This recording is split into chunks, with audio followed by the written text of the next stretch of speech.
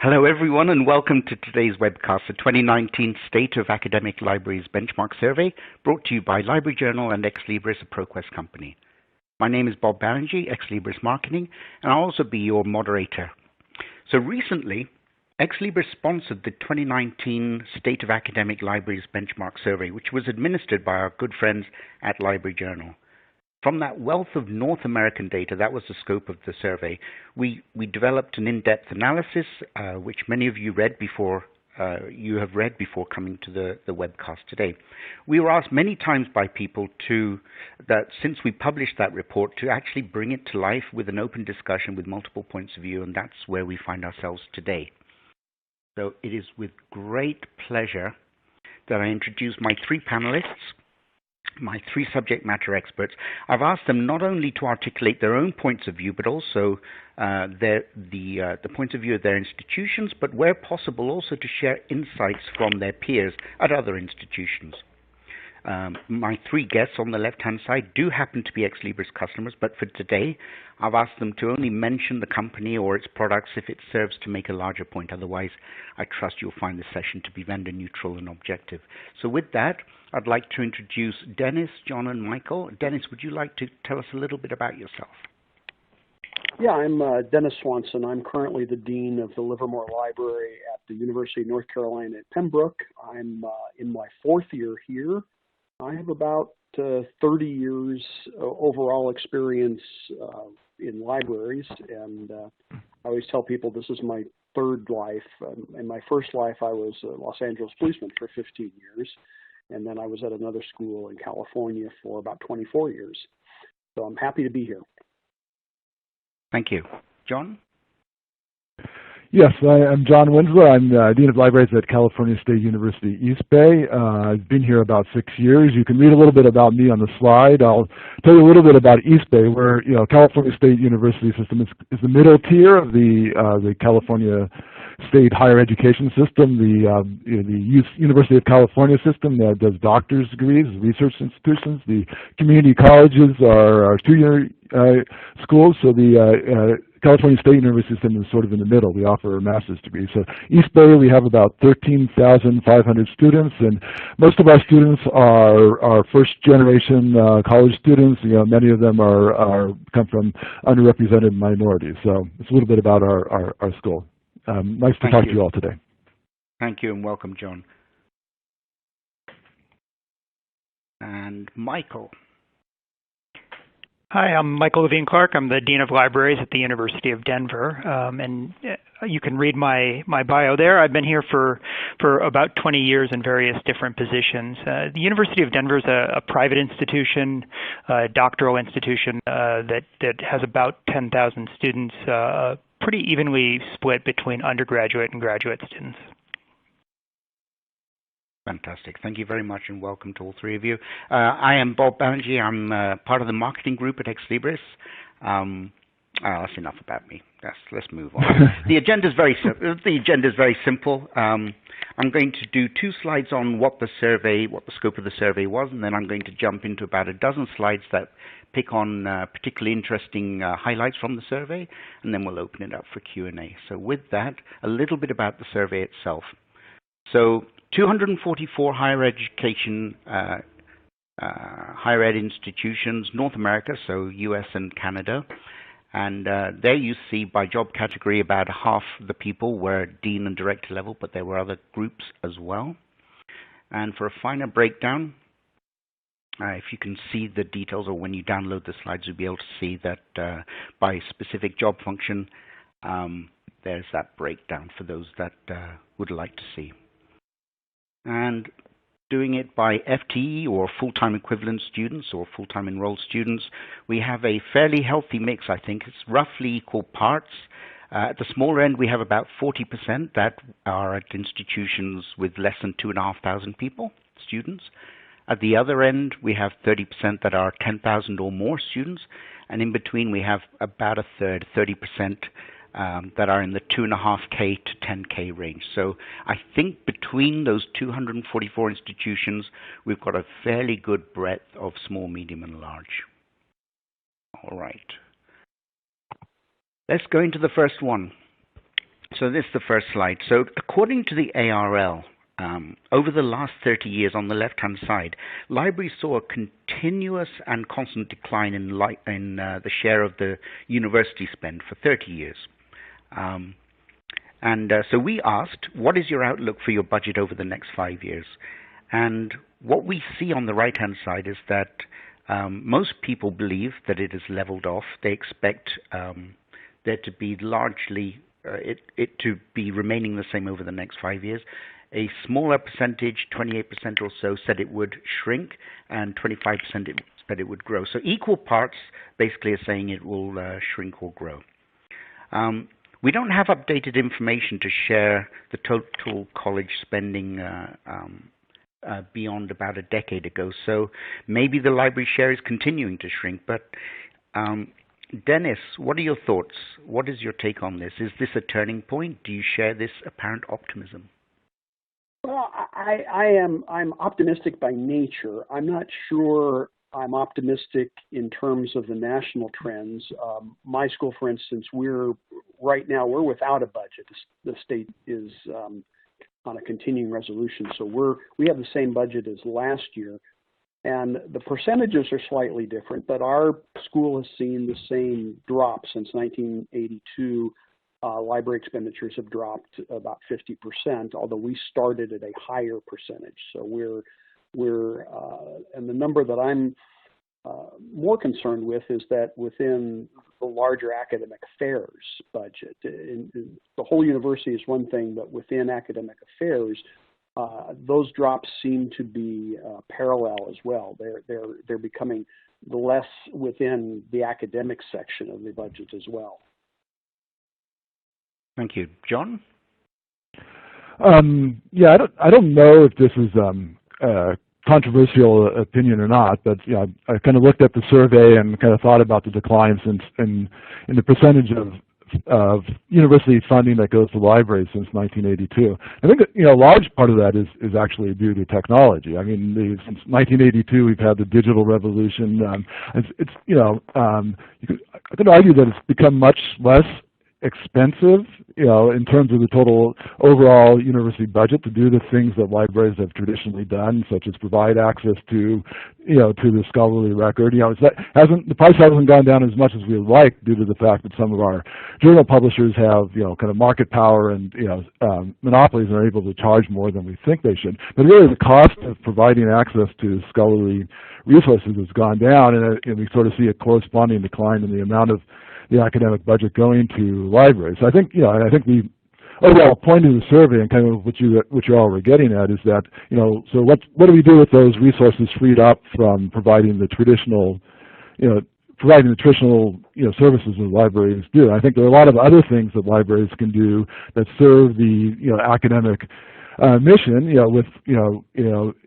when we need to invest less on actually providing access to kind of scholarly resources. But the kind of the question, the challenge we have is there are a lot of other things that universities do, and I think the libraries have to make the case that the new things that we want to do with the potential funding available is more important or more valuable than hiring another teacher, another academic advisor or football coach. So I think kind of it puts us in the position of like talking about new things we can do, but also that puts us into competition with other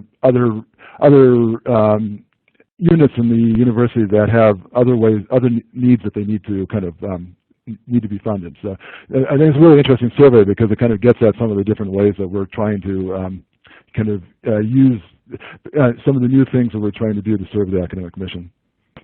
Thank you. Michael? So I would say that our budget has actually increased in real dollars and actually has increased sort of almost to keep up with the inflation of our journal subscriptions over this same time period. It's just that the university's budget as a whole has grown, and the university spends far more on things like student aid, on dorms, on the campus itself, on the research enterprise, and so the library function is a smaller and smaller portion of the overall university budget every year. And I agree with John that part of that is that what we think of it, or what the university I think thinks of as traditional library functions, hasn't grown very much in terms of the expenditure, while the library is taking on more things without a budget to pay for them. Right? There are things that we think we can be doing and should be doing, and we'll be talking about those in some of the coming slides, that haven't really been funded yet. So one way to think about the library budget growing at the same rate as or remaining the same percentage of the university budget as it has been in the past is to think about expanding the library services. Excellent. Thank you very much. Let's move on then.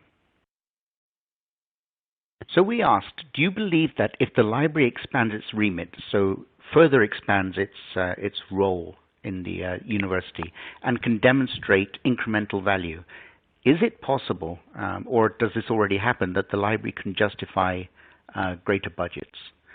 And these are the results. 16% said somewhat disagree, 19% neutral, but a very large percentage, I would think that's about 60%, said somewhat agree or strongly agree. Michael, your thoughts on that?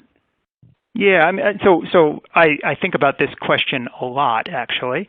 As a library dean who's responsible for the library's budget and for asking for money from the university, I do think about this. I think about how we can demonstrate value more or less constantly, and I've got one specific example where we've done this successfully. It's a relatively small dollar amount, but a case where we've looked at university priorities and tried to think about how we could help meet those priorities, and it led to some funding. So, not surprisingly, the university cares deeply about reputation and about rankings.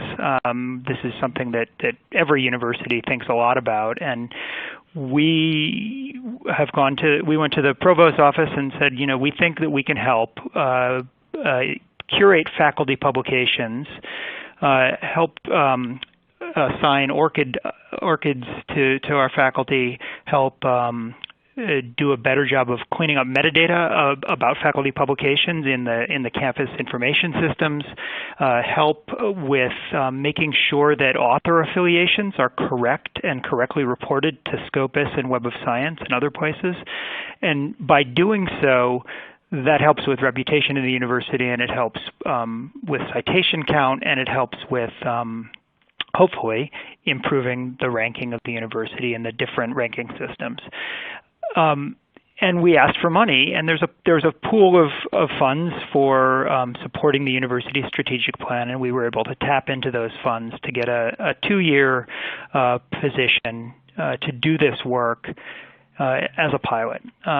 Not a huge amount of money, but it's a case where we were able to connect library skills with metadata and sort of managing information, and tie those to clear strategic priorities for the university, and it led to a budget increase. I love that story. Thank you, Michael. Dennis, what could you add? Yeah, those are important. I would say that in the question, there's a difference between justify and then actually getting more money. The justifying part is, I think it's demonstrable. I think libraries can justify the funding because we do bring increased value. It is. I will say one thing. One of the issues I see for the libraries is also not so much convincing the administration. That's not terribly difficult. They're usually fairly clear-sighted in that area. It's convincing all of the faculty and the competing academic departments that the library brings value to what they're doing, as opposed to value for the university as a whole. I think that's fairly easy to demonstrate. It's sometimes a little bit more tricky to convince our colleagues in the different academic disciplines, that we are bringing value to what they're doing and then garner their support as part of our justification. And so that's one of the things we've been working on here, and also kind of changing the mindset of traditional sort of paper-based classroom products and what we bring to, I have one, we increase value, and primarily increase value to the students at our institution, being a regional university, and showing faculty that, we have materials, we have these e-books and other resources, and if we're charging, we can lower tuition for students and make it easier for them to get in, but if we're increasing the expenses in different areas, that's not really helpful. So we have to show value not only to the institution, to the faculty, and then demonstrate to the students as well. Excellent. John, if it's okay, I'm going to move on to the next slide. I realize already that we're going to have a time crunch issue, but this one is going to be particularly important for you to pick up on. So we asked people, and remember this was targeted at librarians, who's leading your institution's affordable learning initiatives? And they were able to select multiple choices. And libraries were slightly up, even ahead of the provost's office. John, your thoughts? You're from CSU East Bay. I understand that California is leading the way in many ways with affordable learning. What do you think? Yeah, I'm not. I think you expressed some surprise earlier, Bob, that there were so many libraries involved in this. I'm not surprised at all. I think it's actually for institutions of our type, like such as East Bay, where I think we're going to talk later about the importance of student success and student retention. But this is one of the areas where I think many libraries have figured out that they can contribute to the mission of the university by decreasing student textbook costs. The California state system as a whole actually has affordable learning solutions initiative that goes across the whole system, and in most cases, not all cases, but in most cases, the library is taking the leadership role in the affordable learning solutions initiatives. And I think there's a lot of ways that libraries have the capacity to take the lead on this. We understand how to we have connections with the faculty, and we're able to talk to them about the different options options for textbooks that students have. We interact with the students, so we know how much pain the students feel when they're when they're not able to buy the text, or when they're in the library at the beginning of the semester, desperately trying to get a hold of their textbook from the library. So I think the library is kind of a natural place to kind of do that. I guess I'll talk to you briefly about kind of what we're doing here. We have several programs. We get a list of books. Our library gets a list of books, assigned text from the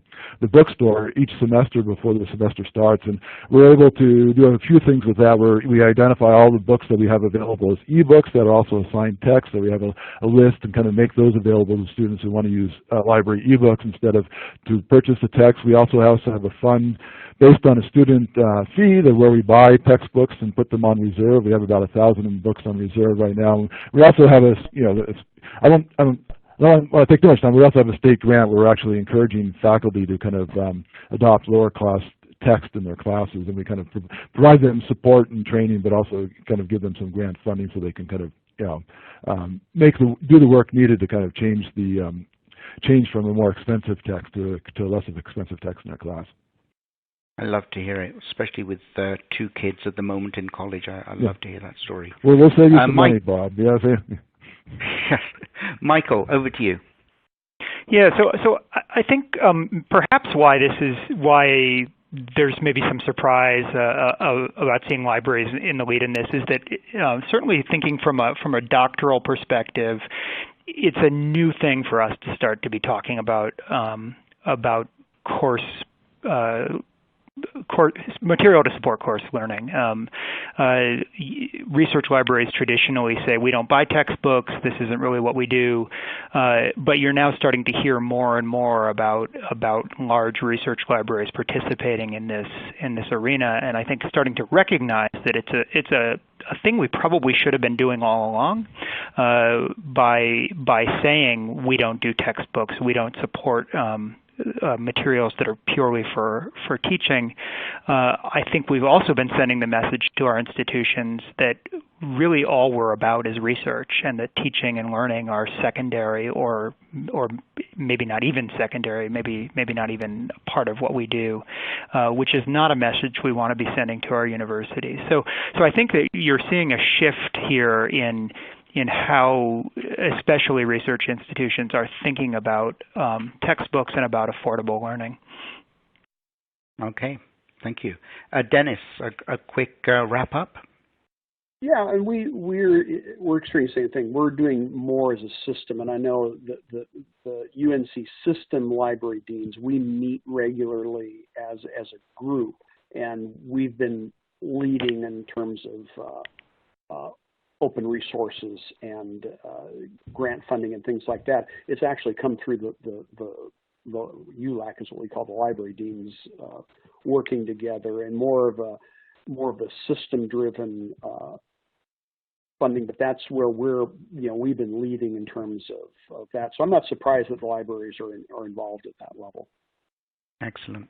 Well, don't go away, Dennis. You're up next. So the next question we asked was, what's your appetite to play even stronger role in research than you currently do? And what we saw here, 56% of all colleges said yes, we would like to. But 78% of ARLs said that they would like to be doing more in research. Your thoughts about that? Are these the numbers you'd expect? Yeah, they're exactly what I would expect. Maybe I would expect the ARLs to be a little bit higher even. But what, for instance, with our institution as a master's level regional school, we need to do more, be involved. We want to be more involved in the research, and we're working on that in a couple levels. Working not only with the faculty, with students. We instituted a new kind of a back to the future thing where I have my librarians, my library faculty now teaching a 3-unit general elective course on research and library skills. And I wasn't sure how it would go. You know, the embedded research model in the classes has kind of held sway for the last 20 years. And so I said, well, we'll try this with a couple of sections and see what happens. Well, they filled up instantly. I needed to add 6 more. And currently I can't, I don't have enough faculty to teach all the sections I could fill with this. And part of that is because the students do need to learn how to manage information. The librarians, obviously, that's what we do. That's our role. And how do we, regardless of the major, this is almost a life skill that students need to get before they get their degree, whether it's their bachelor's or their master's degree. And what we found so far in very, very small numbers, this isn't any kind of trend that I can hang my hat on, but so far it's been encouraging. The first year of the freshman students who took that, the retention was about 10% higher than the general population in terms of getting them from freshman to sophomore. So it's a good trend, and I think it's something we need to do more of. Not only that, having the librarians out with the students, getting them in the classroom, getting them exposed more, in kind of uncloistering the librarians has been my approach here. Fantastic, thank you. Michael, can you wrap this slide up for me, please? Yeah, so I read this as supporting the research enterprise of the institution. I think that as a doctoral institution, we've always supported the research process for students and for faculty, right? The process of discovering information, the process of synthesizing and developing new knowledge.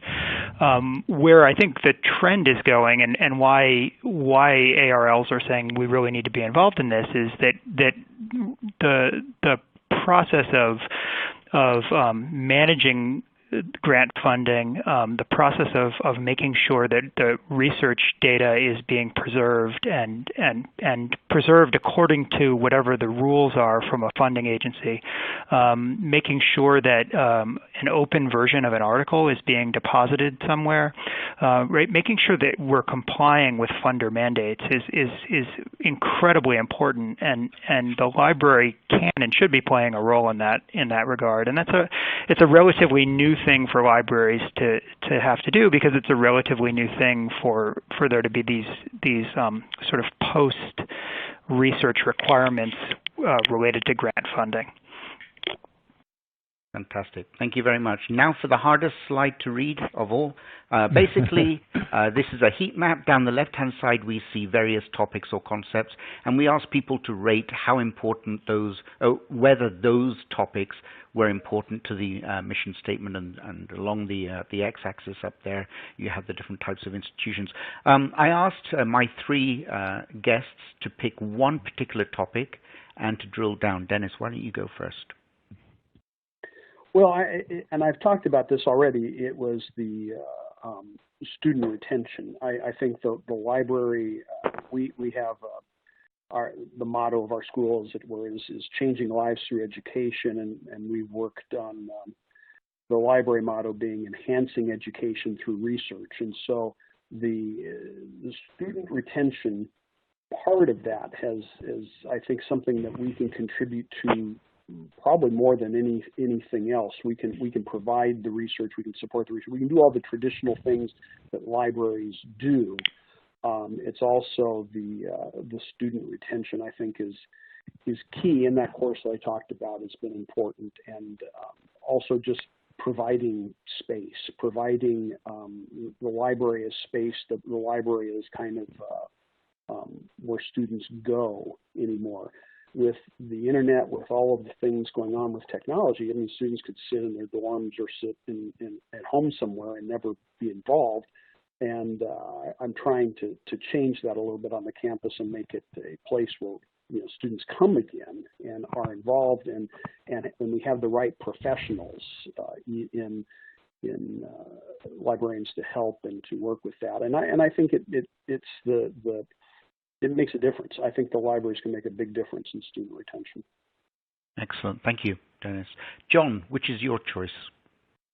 Well, I think I'm going to go against your script, Bob, because I also wanted to talk about student retention. I can just briefly, say that, and the reason why I'm interested in that, because it's sort of the be-all and end-all of the CSU system right now. I mean, we're getting more students coming to our universities, but the legislator, from the top down, the interest is increasing the number of students who graduate from our universities. The whole CSU system, we have this initiative called the GI 2025, which is the Graduation Initiative 2025. So that means every university has been given a target to increase the number of students that graduate from our university by a significant amount by the year 2025. And I think, the interesting thing about student retention is it covers a lot of the other things that you have on this chart, Bob. Student engagement, affordable learning solutions, course materials, teach students research skills, all those things. In a lot of ways, that's the way that we, I think, make the case for them in the CSU is that they increase student retention. Basically we're doing two things. One is we're trying to figure out how the things that libraries already do, to measure and demonstrate that they increase student retention. In CSU system, we have this big, research project going on right now, led by the San Jose State University, to kind of study information literacy instruction and look at information literacy instruction across the CSU system and kind of understand and demonstrate how that improves student retention. Then there's also the new things that we're doing, such as like in our library, we've got the tutoring center, a peer tutoring center in the library. We're doing supplemental instruction.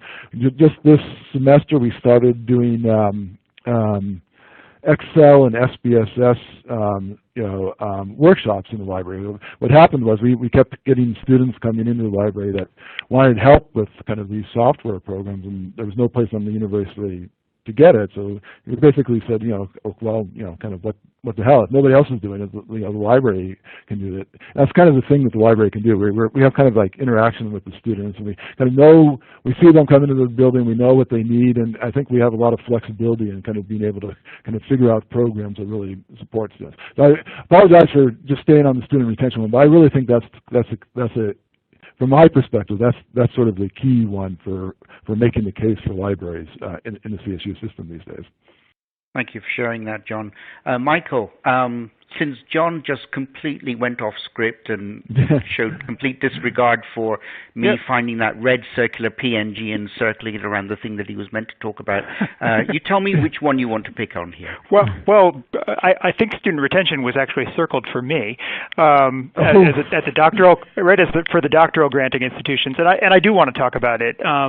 Because for many of the reasons that John just talked about, I think it's something that we really need to be thinking about as libraries, and sort of grouped into sort of the broader category of student success, right? So student retention, time to graduation, ability to graduate without high loans, ability to be successful post-graduation. All of those things are really important for institutions, and they're important. I think they're intrinsically important, but they're also important because those are components of rankings. So the U.S. News asks about or pays attention to student retention in calculating its rankings. It's something that parents pay attention to. It's something that matters tremendously as we become more and more competitive as institutions. So going back to that first slide where we were talking about priorities and the library being able to justify value or justify budget increases to meet value. Here's a case where I think anything that we can do to help with that broad category of student success can help the library justify itself and demonstrate value to the institution. Lovely. Thank you. For the next slide, I basically took row 3, which is affordable learning, and I just pulled that out onto a separate slide because, hey, I'm the father of 2 kids that are at university. And so we asked 244 people, how important is learning affordability to your institution? And I don't think it's a huge surprise that the associates came back with a very high number. But and I'm going to target this more, Dennis and John. I'd like you to explain why the numbers might be so much, in my eyes at least, so much lower for baccalaureates and ARLs. Why would they be in the low 50s? Well, it's in our case, that's not. It doesn't work out to be the case. Here, Pembroke is in Robinson County, North Carolina, which is the poorest. It's the largest geographic county in the state, but it's also the poorest. We're one of the 3 schools in the UNC system that is has something called NC Promise. So basically, students are paying $500 per semester, and then the state is picking up the balance. We haven't changed the tuition, but the state is picking up the balance of the tuition, and that's for everybody across the board in the baccalaureate. So we perceived it as, in different regions are going to perceive this differently, but I think in our situation, the importance of learning affordability is incredibly high. Okay, let me rephrase it. Let me rephrase it then. I understand that UNCP does not fit this data, and that's great to hear. But you're a thought leader. You know a lot of peers in the industry. Can you explain why they may have selected much lower numbers? I think it has to do with the location, and I think a lot of 4-year schools, baccalaureate institutions, occasionally will be private, will be reasonably well funded, and that's a generalization, of course, but I do think that the community college, that's easy. That's I'm surprised that it's not 90%. The baccalaureate institutions, depending on which ones you're talking about, if we divided it between public and private, I think those numbers might be slightly different, but I think that has something to do with it. I'll put that into the survey when we do it again next year. Thank you, John. What do you think? Yeah, I mean, to answer your question, Bob,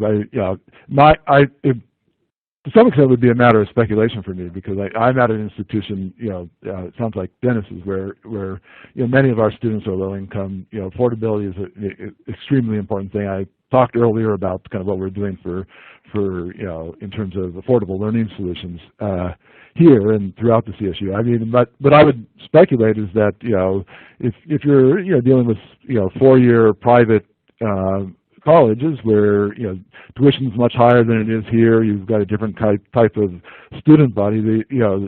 The concern about paying for books and those kind of basic supplies to kind of for classes is kind of less of a priority if you're working with a student body that that is higher income, is kind of struggling less with the overall cost. The cost of a textbook is may not be a $300 textbook. May be different for somebody who's for one of our students here at East Bay, who's first generation college students whose parents don't have a lot of income. The $300 textbook is a big deal. It may be less of an issue at other places where they're drawing from a much more affluent clientele that the students. Got it. Thank you. Students are coming from more, yeah. In the interest of time management, I see that we're rapidly running out of time. So may I ask, gentlemen, if you could keep your answers to about 30 seconds, then we may have some time to get to some of the questions that are starting to float in. Sorry about that. Sure. I was over-optimistic with what I wanted to cover. It's entirely my fault. Our academic libraries, are you supporting course material? 78% yes. John, your thoughts on that? Is that a high number or normal? I think it's normal, and to keep my answer short, I kind of basically gave this answer when you asked me about affordable learning solutions before. So basically, we are doing a lot here, and I'm not surprised that libraries. This is an issue that libraries are interested in. Okay, Michael, different opinion? No, I mean, I agree. I said before, though, that we traditionally say we don't do textbooks, but we've always done course reserves, and I think course reserves, course pack, that kind of idea has always been something that we do. Okay, Dennis?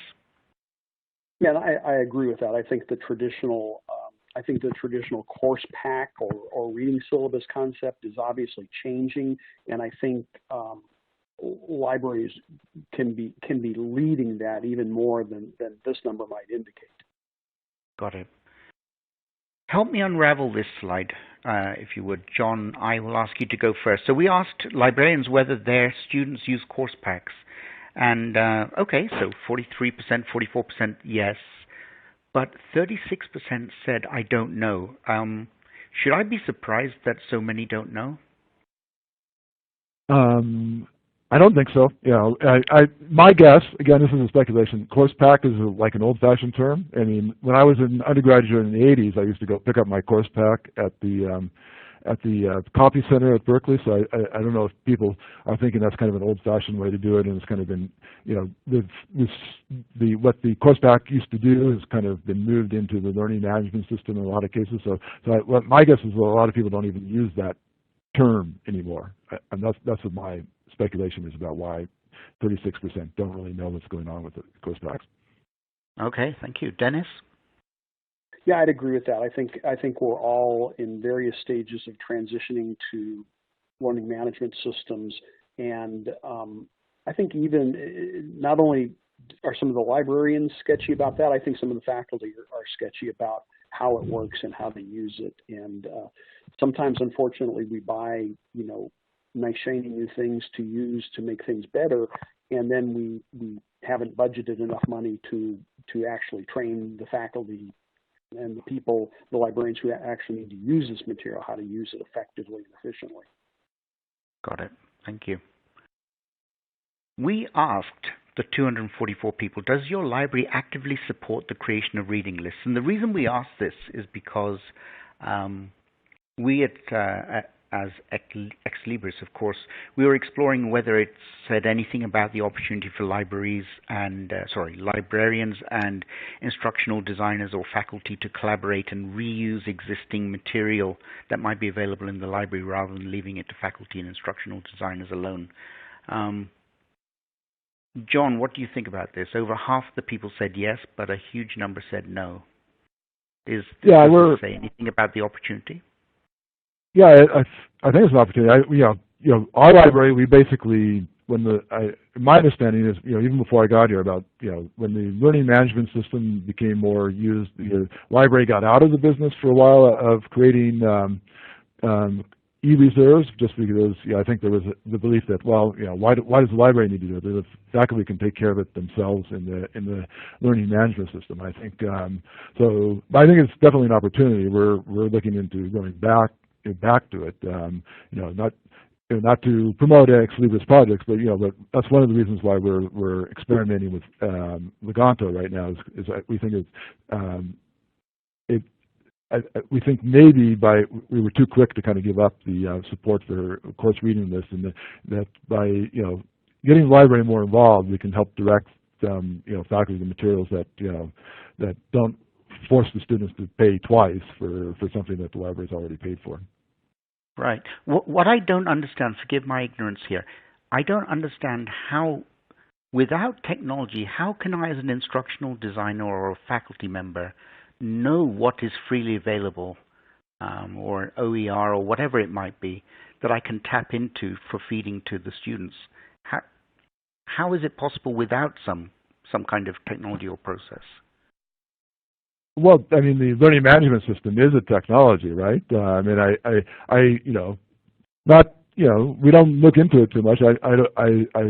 I could speculate that a lot of faculty are not really paying too much attention to copyright when they're uploading materials to the learning management system. So they find it the way they find it, and they add the material that they want. I do think that that they could benefit from the assistance, faculty could benefit from the assistance of librarians, and maybe being more systematic about identifying things and understanding copyright restrictions and all that. So I don't know if there's a system. To answer your question, I don't know if there's a systematic way that people are doing it right now. Got it. Dennis, your thoughts? Well, and I'm going to sound like I'm overly critical of my faculty colleagues, but I do think they're like everyone. They're creatures of habit, and it's easier in a busy schedule and a busy, going from semester to semester, just to kind of keep the same stuff that they had last year. And I think the librarians, we do, and I agree with what John said. We sort of got out of the reading list creation business for a while, and I think that was to the detriment of the students and even the faculty, because we kind of see the broad scope of literature coming out, and we may be looking at one thing but see other research come out and other publications come out that the faculty just don't have time and aren't perhaps pursuing that in their own personal research, and so they miss it, and we need to help and more systematically support reading list creations. Thank you. Michael, your closing comments on reading list creation and the librarians' involvement? Yeah, so I would say that we're not actively involved in sort of picking specific content, but this is becoming the Leganto promotion slide, but we were one of the early adopters of Leganto because we saw it as a way of helping our faculty to make this process of discovering content that was already purchased by the library and making that helping them make it available easily to their students, right? So helping them with the process, helping them do it right, helping them pay attention to copyright while also providing access to material that we'd already paid for so students didn't have to pay for it again, I think is all really important. And even though we're a private institution that's very expensive, our students do actually care quite a bit about the cost of textbooks and the cost of learning materials. Okay. Yes, I have to admit, Leganto is at the back of my mind when I put this slide together. But that aside, right at the beginning, we said that libraries may be able to justify increased budgets if they can demonstrate value. How do I, as a library, demonstrate, quantify additional value as a result of getting involved with instructional designers and faculty in terms of helping create and maintain reading lists? How do I measure that value? Yeah, so it's a tricky question because, right, so we could go in and we could say the cost of this article or the cost of this book or the cost of whatever this resource is, the library's already paid for it, but the cost of it for a student would be X if they were paying for it for one copy of it, or the copyright cost of an article, or right there are ways of figuring out what the costs are per student, and then we could say this is what we've saved you.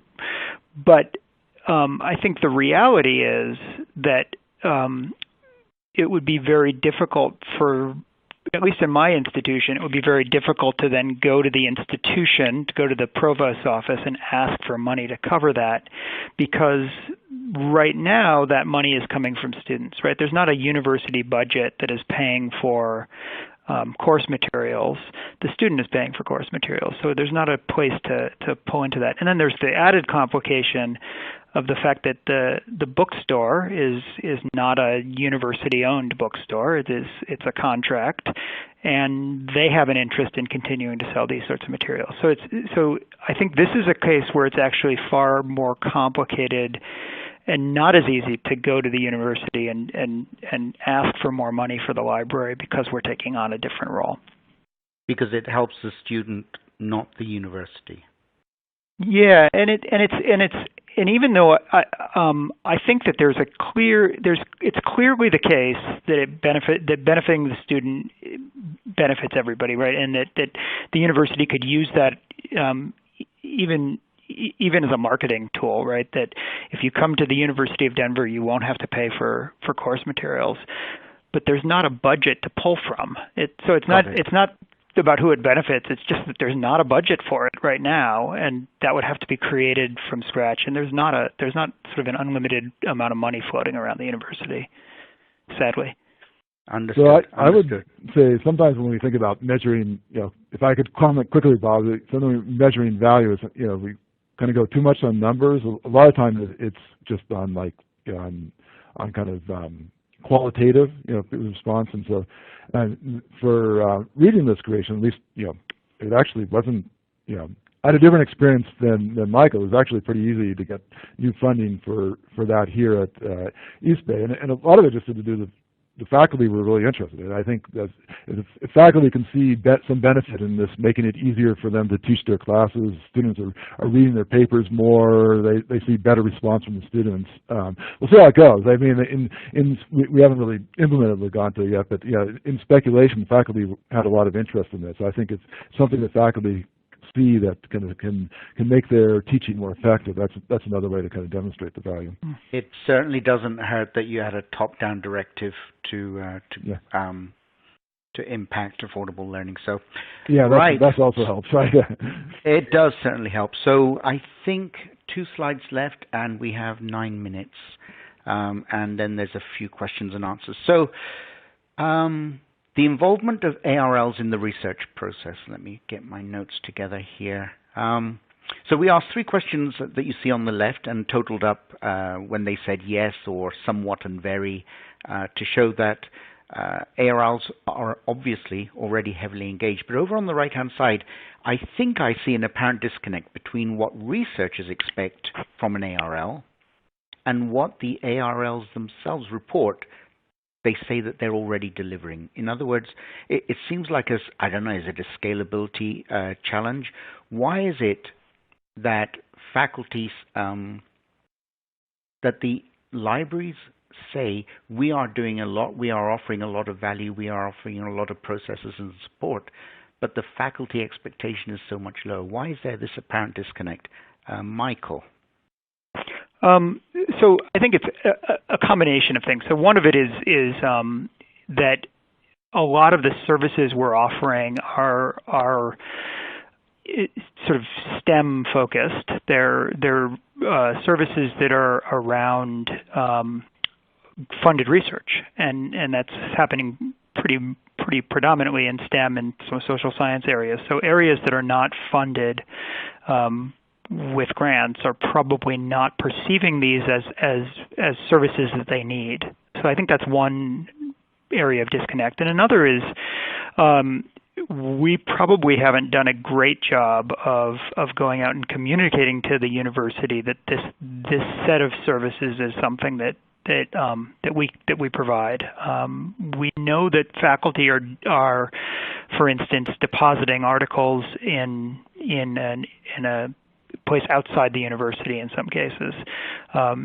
And then another issue is simply that faculty don't necessarily perceive the university as the place to provide these. They might perceive their discipline. They might have a co-author who's taking advantage of these services somewhere else. So I think there's a set of reasons why the library is not necessarily perceived as being the place to go for these sorts of services. Hopefully systems and processes will change that over time. Dennis, would you like to wrap this slide up for me, please?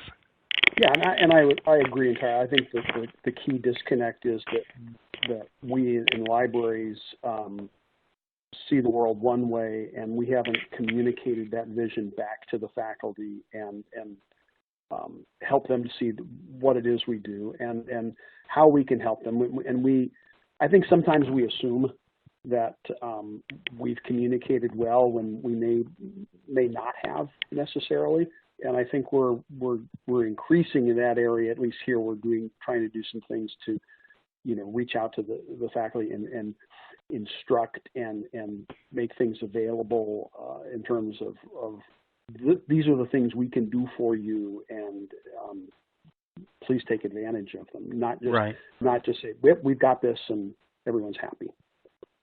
I mentioned scalability because I remember in a previous survey,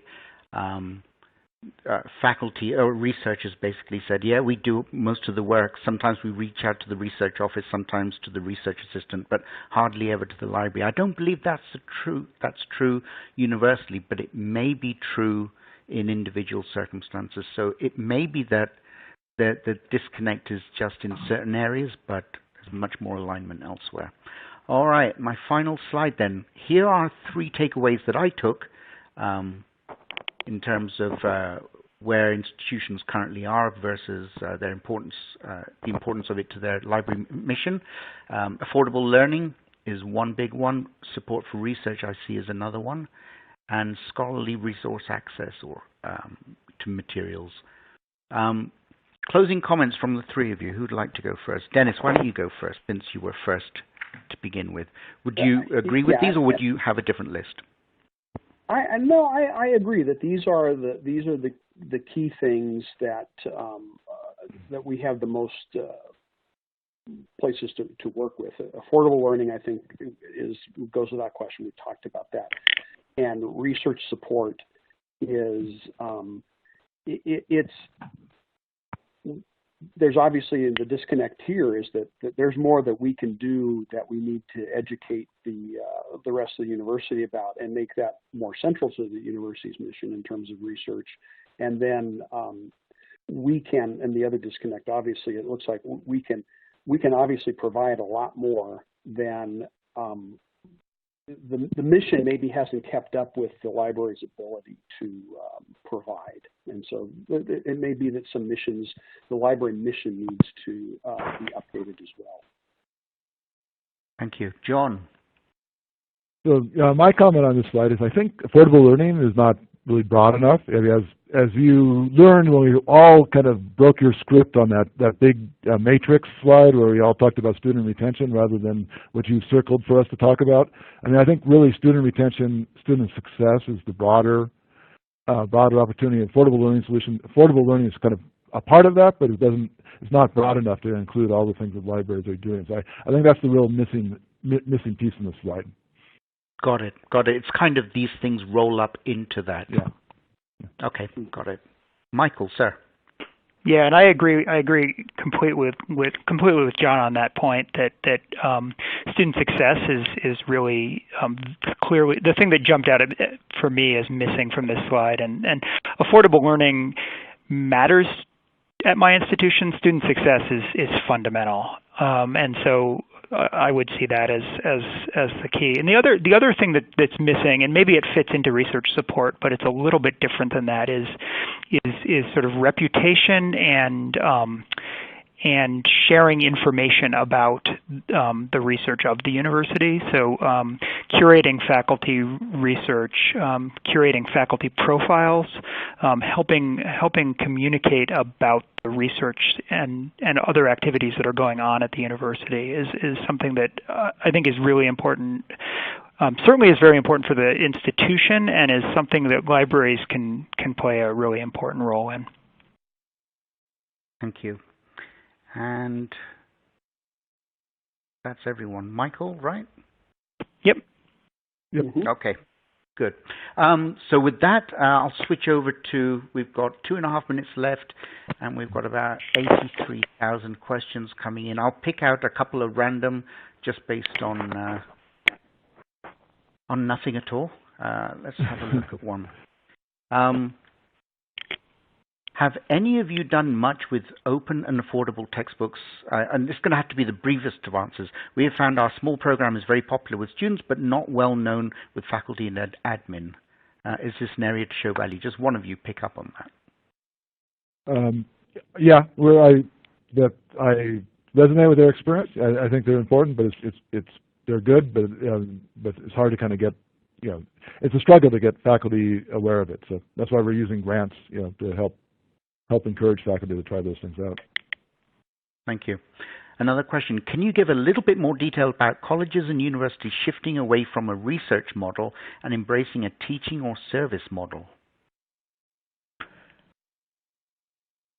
I'm not sure that was in scope, was it? Well, no. So I made a comment about the fact that when we've said that we don't do textbooks, we're sending a message that we aren't about teaching, that we're about research. And I wouldn't, if that is in response to my comment, I certainly wouldn't suggest that we need to be moving away from a research model. It's more that we need to be embracing the research and the teaching missions of the institution. Right? We need to be supporting those things equally.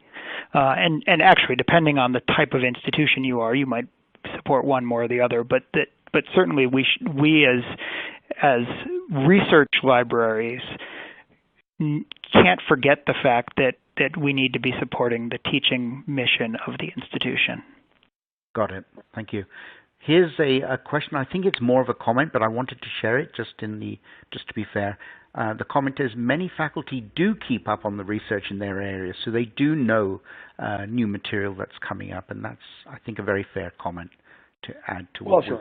I didn't mean, that was probably in response to what I said, and I didn't mean to say that they weren't. I was saying that there's there's often specialized things within their broader, American history, and there's, different specialized things that occasionally can get overlooked as well. But no, obviously faculty, I think they do a good job of keeping up with their discipline.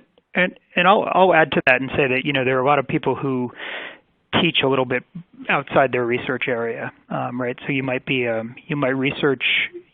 very up to date on the areas in your research area, but have a harder time keeping up on the things that are in the survey course that you're teaching. Exactly. Got it. One more question. I think we can try and squeeze it in. How much do you purchase for immediate needs of the students and for research needs of faculty and for anticipated future research needs? What do you see the trends in these areas?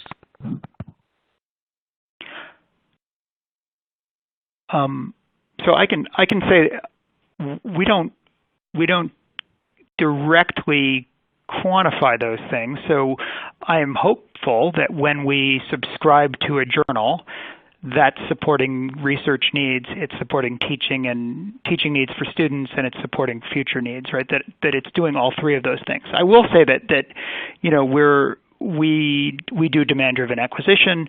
We subscribe to things where there's only temporary access, and if we stop that subscription next year, we lose access. So the academic complete ebook package from ProQuest, for instance, is a good example of that. That doesn't serve a long-term purpose. It's for immediate needs. But how you would think about it, dividing that between teaching and research is a harder thing to say, and I hope that most of what we're spending our collections budget on is going to support both teaching and research. Got it. I would agree with that. It's really hard to kind of separate those out. We do have a small fund that just comes from student fees that's only for textbooks, that is not part of our regular collection budget. I don't know if that's part of what the question was about. So we do have a separate fund that's only for purchasing textbooks, but I think what Michael says about the collection as a whole is kind of an attempt to try to serve all those needs. Yeah, I agree with that. I think as the last question that we can fit in is a question going right back to the very beginning. One of us mentioned that they believe that costs have gone down, and the question is, can you explain exactly how you think costs have gone down? I'm not seeing it here in the data. So yeah, that was me. I just would say that you know, the cost for, you know, if you look overall, like with journals going primarily digital, the cost in terms of space needed to store journals, the amount of people we have in tech services managing, kind of the acquisitions process. We have a big giant room that back in the 80s was full of tech services people, where we only have a couple of people working right now. So I think overall the percentage of university costs going to kind of just basically providing access to resources is decreased. I can explain in a minute, and I know it's probably a controversial opinion, but I just do think digitization has reduced the cost of kind of sharing the scholarly information that we provide. Thank you very much for wrapping that up. Yeah, and I would add to that quickly that one of the ways the costs gone down is electronic resources make it easier to get the latest edition. It's not editions are turning around. I think it's decreased the costs in that area. Thank you. And with that, I'd like to wrap it up. I'd like to thank my guests, Dennis, John, and Michael, for your valuable time and insights, and all of you for joining us today, and for the professionalism, especially shown by the team at Library Journal. It's a pleasure working with you on initiatives like this. And with that, I bid you farewell. Thank you.